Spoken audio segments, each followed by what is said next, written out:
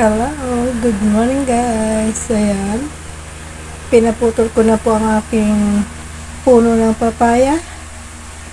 Pagka taas-taas, halos umabot na ho yan sa third floor namin. Ayan, kita nyo naman. Yung hagdanan na yan, mataas na yan. Mga 2 tao, 3 tao yung taas ng hagdanan namin. Tapos ayan, kita nyo naman. Hindi na makuna ng buo sa camera. Yan, nilagamo na si Amang kasi tinaga niya na at nakatali ho yan. Pag mataas na puno, kailangan tinatali mo pagbagsak para kung saan nyo gusto pa bagsakin. Ayan. Ganyan po kataas yung puno namin ng papaya. Hindi na ko kasi maabot yung bunga. Napakarami binunga niya. Mga halos 4 years na yung puno na yun. Ipo 4 years na yan. Mayroon pa siyang bunga sa itaas Kaso hindi na makuha, sobrang taas. Dahil kahit na maghagdanan ka, hindi pa rin siya abot. Kaya pinaano ko na, papalitan ko, ayan, na pinatapyas ko na sa kanya pati yung isang nasa baba. Kaya papalitan ko, tataniman ko uli ng bago. Nag-ano ako niyan nagpatuyo ako yung binhi.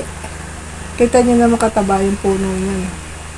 Ito isa, dalawa yun. Isang hindi na mamunga, pinapatay ko na rin. Yung isa, sobra naman yung sa bunga na. Dati pa. Halos 4 years na nga po yung. Ay, tignan nyo ka.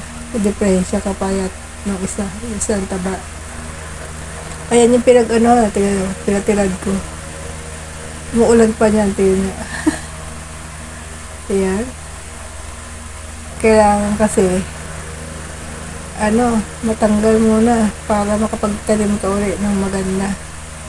Bubulukin ka muna yung mga dahon, mga puno dyan. Patabarin po yan kasi sa lupa. Yan. Binayad ko yan ng 200 para lang maputol. At ang taas na talaga ho niyan. Mababa pa lang yan, namumunga na yan dati. Namumunga pa rin naman po yan, kaso nga lang ang taas, hindi na makuha, nahuhulog na, sayang. Kaya pinaputol ko na para mataniman ulit ng iba. Nahirapan siya dyan nung kinat ko na, nung kotselyo. Ilang putol yung ginawa niyan para lumiit. Ayan. Ayan po. Tingnan nyo ang laman. Ang ganyan kahaba yan. Ang aming puno ng papaya na kasing taas ng buko.